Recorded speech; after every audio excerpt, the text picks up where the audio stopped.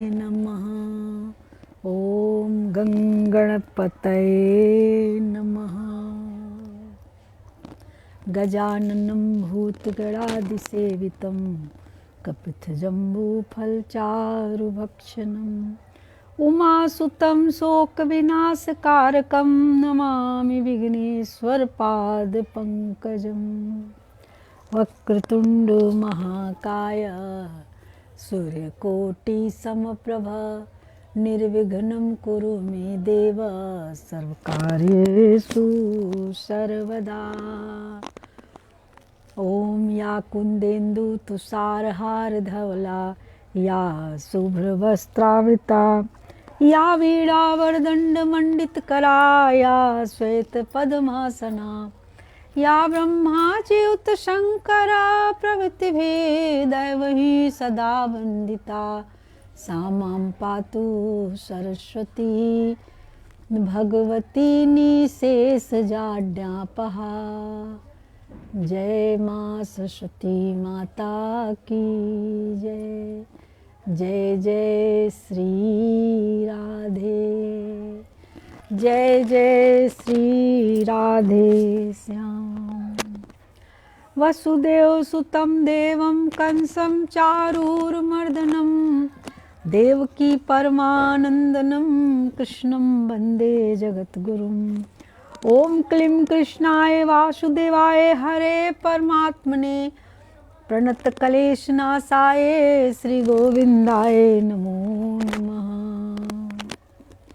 लोकाभिरामं रणरङ्गधीरं राजीवनेत्रं रघुवंशनाथं कारुण्यरूपं करुणाकरं तं श्रीरामचन्द्रं शरणं प्रपद्ये। मनोजवं मारुततुल्यवेगं जितेन्द्रियं बुद्धिमतां वरिष्ठं वातात्मजं वानरयुथमुख्यं श्रीरामदूतं शरणं प्रपद्ये। बोलिए सियावर रामचंद्र भगवान की जय। श्री बालकृष्ण लाल की जय। श्री सद्गुरुदेव की जय। ओम नमः पार्वती पतये हर हर महादेव हर। श्री राम जय जय राम, जय सिया राम जय जय हनुमान। श्री राम जय जय राम, जय सिया राम जय जय सिया राम। मुकुंद माधव गोविंद बोल, केशव माधव हरि हरि बोल, केशव माधव हरि हरि बोल। कर्पूर गौरम करुणावतारम संसार सारम भुजगेन्द्रहारम सदा वसन्तं हृदयारविन्दे भवं भवानीं सहितं नमामि, भवं भवानीं सहितं नमामि।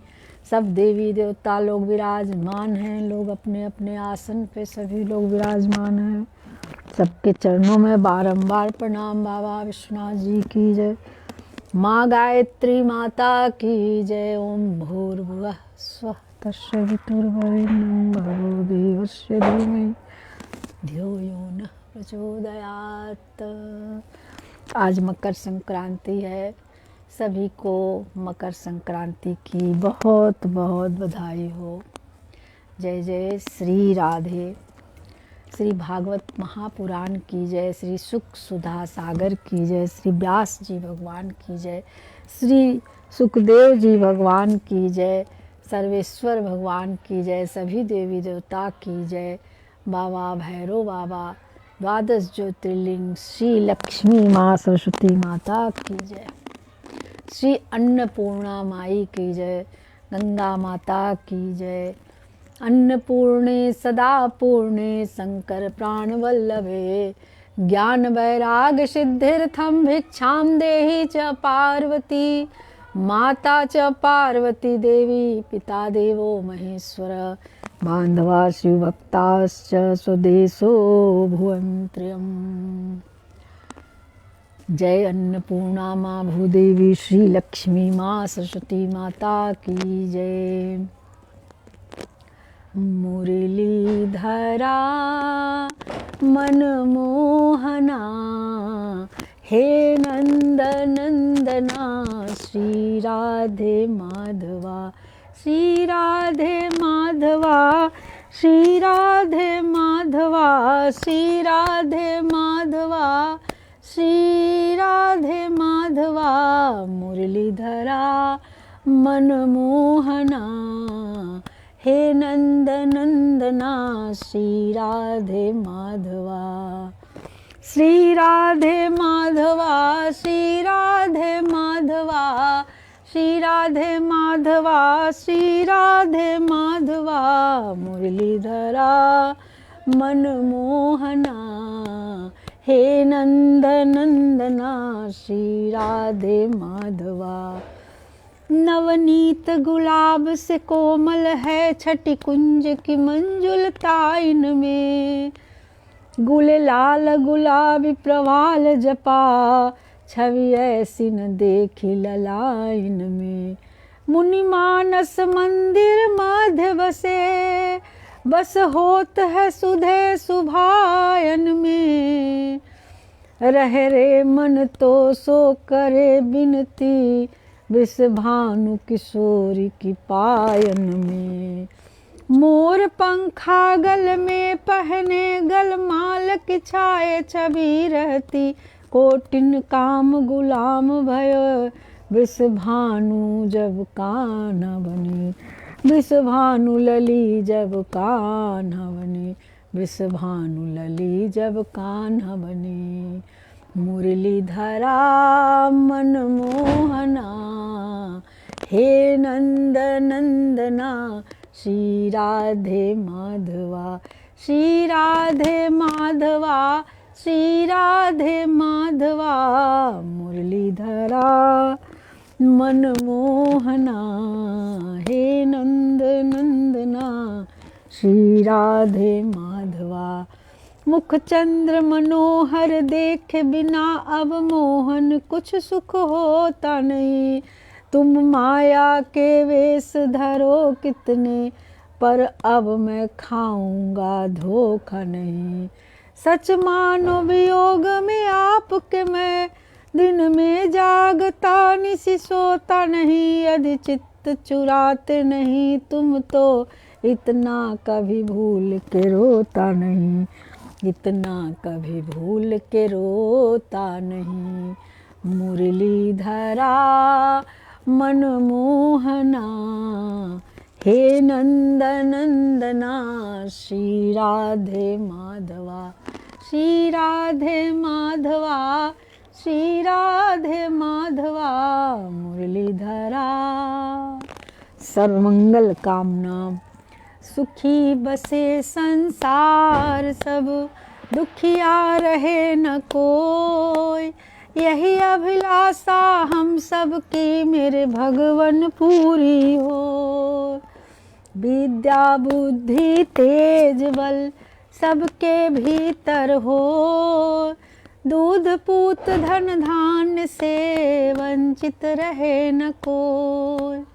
आपकी भक्ति प्रेम से मन होवे भरपूर, राग द्वेष से चित्त मेरा को सौभाग्य दूर।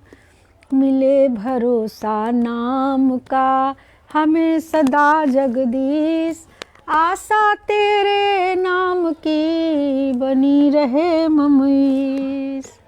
पाप से हमें बचाइए करके दया दयाल, अपना भक्त बना करके सबको करो निहाल। दिल में दया उदारता, मन में प्रेम अपार, हृदय में धैर्य वीरता, सबको दो करतार।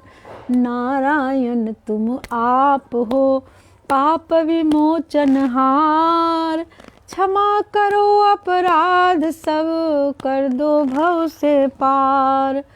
हाथ जोड़ विनती करूं सुनियो कृपा निधान। साधु संगत सुख दीजिए, दया धर्म का दान दीजिए, दया धर्म का दान दीजिए, दया धर्म का दान दीजिए, दया धर्म का दान दीजिए, दया धर्म का दान दीजिए, दया धर्म का दान। जय जय श्री राधे श्याम, श्री कृष्ण गोविंद हरे मुरारे, हे नाथ नारायण वासुदेव। राधे कृष्ण राधे राधे कृष्ण कृष्ण। श्री राधे कृष्ण भगवान की जय। जय जय श्री राधे। आइए हम लोग श्रीमद् भागवत महापुराण के 27वां अध्याय में प्रवेश करते हैं। 27वां अध्याय में कपिल मुनि अपनी माता जी को प्रकृति और पुरुष के विवेक से कैसे मोक्ष की प्राप्ति होती है उसका वर्णन किए हैं। प्रकृति पुरुष के विवेक से मोक्ष प्राप्ति का वर्णन कपिल देव जी अपनी माता देवहूति जी को सुनाते हैं। श्री भगवान कहते हैं, माता जी, जिस तरह जल में प्रतिबिंबित सूर्य के साथ जल की शीतलता चंचलता आदि गुणों का संबंध नहीं होता। मतलब अगर हम लोग जल में सूर्य को देखते हैं, आप कभी देखे होंगे कि आदमी ऐसे गंगा जी में देख रहा है या किसी थाली में पानी रख के या किसी टब में या जल में अगर हम सूर्य भगवान को देखते हैं तो सूर्य का तेज तो दिखेगा उसमें, लेकिन उसके प्रतिबिंब के साथ जो है उसकी चंचलता शीतलता आदि गुणों का संबंध नहीं होता। इतना गर्म रहता है तो वो तो उसमें सूर्य का वो पानी में तो वो सब नहीं आएगा, उसके प्रतिबिंब में तो वो नहीं आएगा।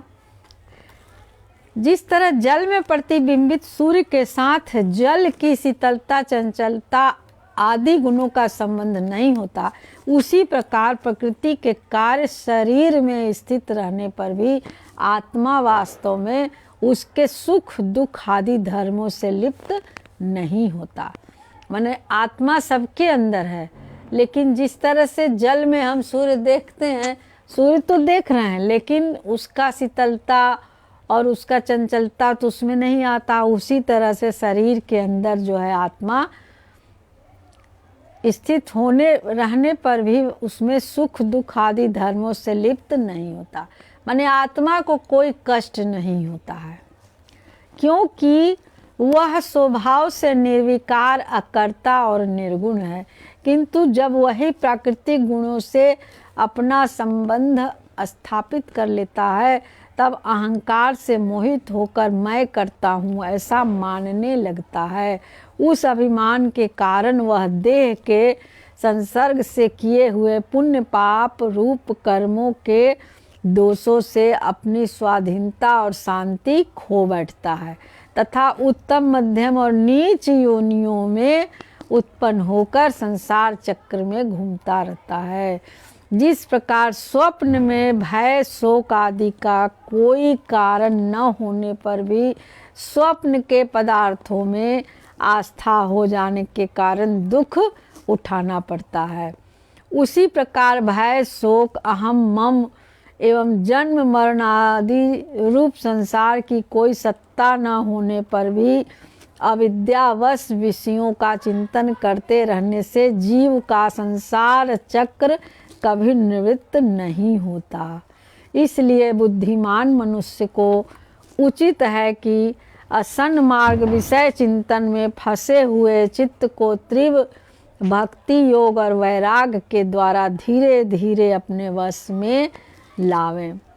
यहाँ कहने का मतलब कि जैसे हम लोग सपना देखते हैं, आप सपने में देखें किसी का ये हो गया तो आदमी कितना दुखी होता है, अरे उसको ऐसे हो गया ये, और जैसे ही आँख खुलता है सब वो सब कुछ नहीं था, वो तो स्वप्न था। तो उसी तरह से आत्मा है, शरीर के अंदर है, तो शरीर के अंदर के दुख सुख से उसको कोई भी मतलब नहीं है, लेकिन वो मोह माया और उसमें फंस के देह गे के विचार में और संसार चक्र से निवृत्त नहीं हो पाता। वो क्या करता है कि वो संसार चक्र में घूमता रहता है। वो शरीर के अभिमान कारण देह के संसर्ग से किए हुए पुण्य पाप और नीच योनि में चला जाता है और उसको दुख उठाना पड़ता है।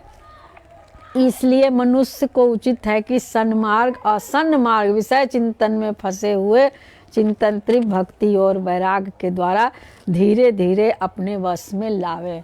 यम आदि योग साधनों के द्वारा श्रद्धा पूर्वक अभ्यास चित्त को बारंबार एकाग्र करते हुए मुझ में सच्चा भाव रखने, मेरी कथा श्रवण करने, समस्त प्राणियों में सम भाव रखने, किसी से वैर न करने, आसक्ति के त्याग, ब्रह्मचर्य, मौन व्रत और बलिष्ठ अर्थात भगवान को समर्पित किए हुए स्वधर्म से जिसे ऐसी स्थिति प्राप्त हो गई है कि प्रारब्ध के अनुसार जो कुछ मिल जाता है उसी में संतुष्ट रहता है, परिमित भोजन करता है, सदा एकांत में रहता है, शांत भाव है, सबका मित्र है, दयालु और धैर्यवान है, प्रकृति और पुरुष वास्तविक स्वरूप के अनुभव से प्राप्त हुए तत्व ज्ञान के कारण स्त्री पुत्र आदि संबंधियों के सहित इस देह में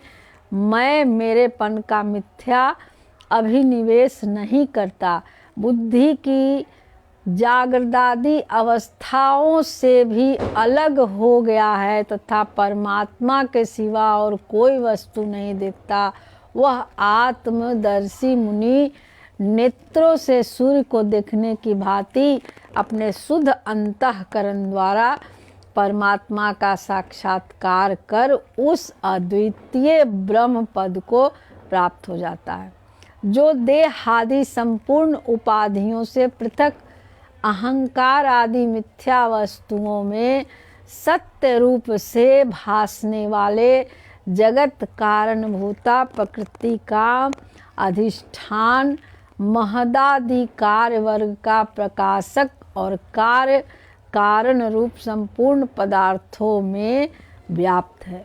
जिस प्रकार जल में पड़ा हुआ सूर्य का प्रतिबिंब दीवार पर पड़े हुए अपने आभास के संबंध से देखा जाता है और जल में दिखने वाला प्रतिबिंब से आकाश स्थित सूर्य का ज्ञान होता है, उसी प्रकार वैकारिक आदि भेद से तीन प्रकार का अहंकार देह, इंद्रिय और मन में स्थित अपने प्रतिबिंबों से लक्षित होता है और फिर सत परमात्मा के प्रतिबिंब युक्त उस अहंकार के द्वारा सत्य ज्ञान स्वरूप परमात्मा का दर्शन होता है, जो सुसुप्ति के समय निद्रा से शब्द आदि भूत सूक्ष्म इंद्रियों और मन बुद्धि और आदि के अव्याकृत में लीन हो जाने पर स्वयं जागता रहता है और सर्वथा अहंकार शून्य है। जागृत अवस्था में यह आत्मा भूत सूक्ष्म आदि दृश्य वर्ग के दृष्टा रूप से स्पष्टता अनुभव में आता है, किंतु सुसुप्ति के समय अपने उपाधि भूत का अहंकार का नाश होने से वह भ्रमवश अपने को ही नष्ट हुआ मान लेता है। और जिस प्रकार धन का नाश हो जाने पर मनुष्य अपने को भी नष्ट हुआ मानकर अत्यंत व्याकुल हो जाता है, उसी प्रकार वह भी अत्यंत विवश होकर नष्टवत हो जाता है। माता जी, इन सब बातों का मनन करके विवेकी पुरुष अपने आत्मा का अनुभव कर लेता है, जो अहंकार के सहित संपूर्ण तत्वों का अधिष्ठान और प्रकाशक है। देवहूति ने पूछा, प्रभु, पुरुष और प्रकृति दोनों ही नित्य और एक दूसरे के आश्रय से रहने वाले हैं, इसलिए प्रकृति तो पुरुष को भी कभी छोड़ ही नहीं सकती। ब्राह्मण, जिस प्रकार गंध और पृथ्वी तथा रस और जल की पृथक पृथक स्थिति नहीं होती, उसी प्रकार पुरुष और प्रकृति भी एक दूसरे को छोड़कर नहीं रह सकते। अतः जिनके आश्रय से अकर्ता पुरुष को यह कर्म बंधन प्राप्त हुआ है, उन प्रकृति के गुणों के रहते हुए उसे कैवल्य पद कैसे प्राप्त होगा? केवल पद। यदि तत्वों का विचार करने से कभी यह संसार बंधन का तीव्र भय निवृत्त हो भी जाए तो भी उसके निमित्त भूत प्राकृति गुणों का अभाव न होने से वह भय फिर से उपस्थित हो सकता है। इस तरह से श्री भगवान ने कहा कि माताजी, जिस प्रकार अग्नि का उत्पत्ति स्थान अरणी अपने से ही उत्पन्न अग्नि से जलकर भस्म हो जाती है।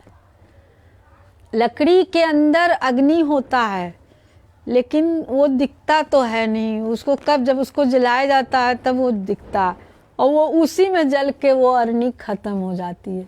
उसी प्रकार मतलब वो कोयला बन जाएगा।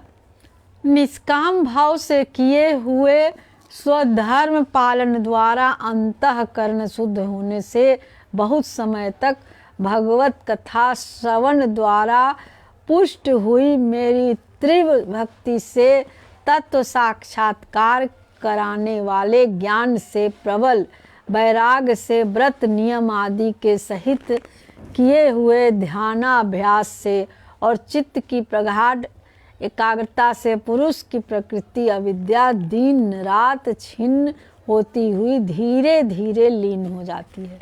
फिर नित्य प्रति दोष दिखने से भोग कर त्यागी हुई वह प्रकृति अपने स्वरूप में स्थित और स्वतंत्र बंधन मुक्त हुए उस पुरुष का कुछ भी नहीं बिगाड़ सकती। जैसे सोए हुए पुरुष को स्वप्न में कितने ही अनर्थों का अनुभव करना पड़ता है, किंतु जब जगने पर उसे उन स्वप्न के अनुभवों से किसी प्रकार का मोह नहीं होता, उसी प्रकार जिसे तत्व ज्ञान हो गया है और जो निरंतर मुझ में ही मन लगाए रहता है, उस आत्माराम मुनि का प्रकृति कुछ भी नहीं बिगाड़ सकती है। जब मनुष्य अनेकों जन्मों में बहुत समय तक इस प्रकार आत्मचिंतन में ही निमग्न रहता है, तब उसे ब्रह्मलोक पर्यंत सभी प्रकार के भोगों से वैराग्य हो जाता है। मेरा वह धैर्यवान भक्त मेरी ही महती कृपा से तत्व ज्ञान प्राप्त करके आत्मानुभव के द्वारा सारे संशय से मुक्त हो जाता है और फिर लिंग देह का नाश होने पर एकमात्र मेरे ही आश्रित अपने स्वरूप भूत कैवल्य संज्ञक मंगलमय पद को सहज में ही प्राप्त कर लेता है, जहाँ पहुँचने पर योगी फिर से लौटकर नहीं आता। माता जी, यदि योगी का चित्त योग साधन से बढ़ी हुई माया की अणिमा आदि सिद्धियों में जिनकी प्राप्ति का योग के सिवा दूसरा कोई साधन नहीं है, नहीं फंसता, तो उसे मेरा वह अविनाशी परम पद प्राप्त होता है, जहाँ मृत्यु की कुछ भी दाल नहीं गलती। इस तरह से 27वां अध्याय का विश्राम हुआ। इसमें बहुत गूढ़ रहस्य छुपा हुआ है। इसको बार बार कथा सुनने से, कीर्तन करने से तभी जाके ये समझ में आएगा। मोटा मोटी इसका ये मतलब हुआ कि जिस तरह से हम लोग सपने में देखा हुआ जो भी सत्य मान, जब सपना देखते रहते हैं तो उस समय लगता है कि वही सच है, लगता है हम वहाँ गए हैं या किसी का कुछ हो रहा है, कहीं कि कोई मर गया, कोई जिंदा है, कोई कुछ है, तो आदमी को लगता है कि हम वो जो सपना देख रहे हैं वो उसमें हकीकत है। जबकि जब आँख खुलता है, नींद खुल जाती है, तो इंसान फिर से अपने वास्तविक उसमें लौट आता है कि नहीं, वो तो स्वप्न था। उसी तरह से ये आत्मा जो है वो शरीर में है और शरीर के द्वारा किया हुआ दुख सुख मोह माया जो भी उसमें आदमी फंस के और उसी को सच्चा मान लेता है और बार बार वो पुनरपि जन्मम पुनरपि मरणम, बार बार वो उसी मोह माया में फंस के उसका बार बार जन्म होता है और फिर वो वही चक्र में चलता रहता। फिर वो बच्चा जन्म लेगा, बड़ा होगा, फिर गलत कर्म करेगा, कुकर्म करेगा। वो इस साधन, इस शरीर को पाके, मनुष्य शरीर को जो पाया है, इसको पा करके दुर्लभ देह पाई हरि तज भजो। अगर वो हरि में मन नहीं लगाता, भगवान में साफ कहें कि वो मैं हूँ, वो सब कुछ मेरे को अर्पण करता चल, तो उसका बार बार जन्म लेना पड़ता है। वो बार बार योनि में, नीच योनि में पहुँचते जाता है, नीच कुल में जाता है, और वो फिर उसी में फंसता रहता है। तो इसलिए उसको, आदमी को बहुत सावधानी से उस माया में नहीं फंसना है। भगवान का माया कि बार बार कोई इच्छा रह गई हो तो उसमें फंस के आदमी फिर से अपना अहित करता है। इसलिए अगर जो भगवान में अपना चित्त लगा देता है, जो कि योग साधन से ही हो सकता है, वो अपनी देवहूति माता जी को समझाते हैं कपिल मुनि कि माता जी, यदि योगी का चित्त योग साधन से बढ़ी हुई मायामय अणिमादि सिद्धियों में, जिनकी प्राप्ति का योग के सिवा कुछ दूसरा साधन नहीं है, योग से ही उसको प्राप्त किया जा सकता है। और जब वो उसमें नहीं फंसेगा तो उससे मेरा अविनाशी परम पद प्राप्त होगा, जहाँ मृत्यु की कुछ भी दाल नहीं गलती। उसको मरने से कोई डर नहीं लेगा, क्योंकि उसको तो मुक्ति मिल जाएगा, मुक्ति या भक्ति। तो इस तरह से 27वां अध्याय का विश्राम हुआ, और हम लोग कल 28वें अध्याय में प्रवेश करेंगे, तृतीय स्कंद के, जिसमें अष्टांग योग की विधि बताते हैं कपिल भगवान।